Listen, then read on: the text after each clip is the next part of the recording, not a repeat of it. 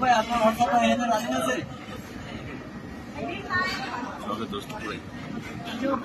না ইন্ডিকেটর না দিয়ে আসতে যাওয়া তো ওই বাসের সাথে গালা বাসের সাথে গাইলে গাইছে কি হয়েছে গাইলে গেছে তো অজ্ঞান তো মানুষের ধরিয়ে ঠিক ব্যানে উঠে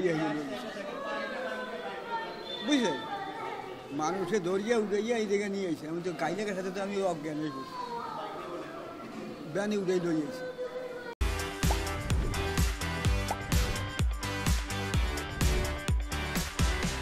পরিবহনের পিছনে পিছনে টুঙ্গিপাড়া এক্সপ্রেস আসতেছিল, তো সোহাগ পরিবহন সাম্পানির ভিতরে ঢুকতেছিল ডাইনে।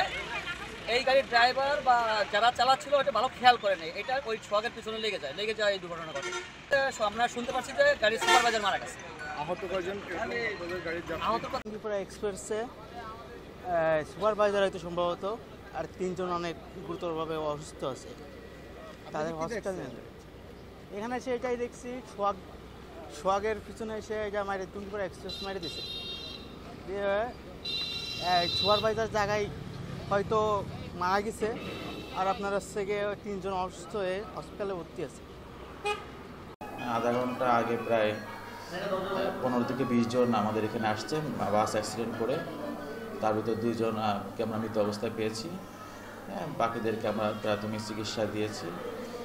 তার মধ্যে কয়েকজন মুমূর্ষু অবস্থায় আছে, তাদেরকে আমরা গোপালগঞ্জে রেফার করছি, আর বাকিদেরকে চিকিৎসা দিয়ে কাউকে দরকার হলে ভর্তি দিচ্ছি বা প্রাথমিক চিকিৎসা দিয়ে বাসায় পাঠিয়ে দিচ্ছি। এরকম এসে বিস্তারিত আচ্ছা, এখানে দেখলাম যে ওই টঙ্গিপাড়া এক্সপ্রেস সোহাগের পিছনে লাগাইতেছে এবং টঙ্গিপাড়া গাছের সাথে সোহাগের লাগার পরে গাছের সাথে ওই যে রেন্ডি গাছের সাথে লাগার কারণে ওই যে আপনার সুপারভাইজার ওই সামনে একদম টঙ্গিপাড়ার অবস্থা মানে কেবিন একবার নষ্ট হয়ে গেছে, গ্লাস ভাঙে চলে গেছে।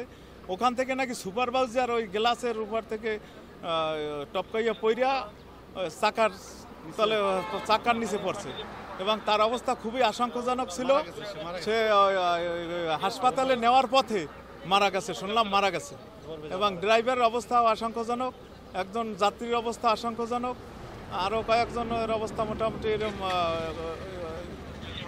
তারা মোটামুটি অসুস্থ অবস্থায় আছে।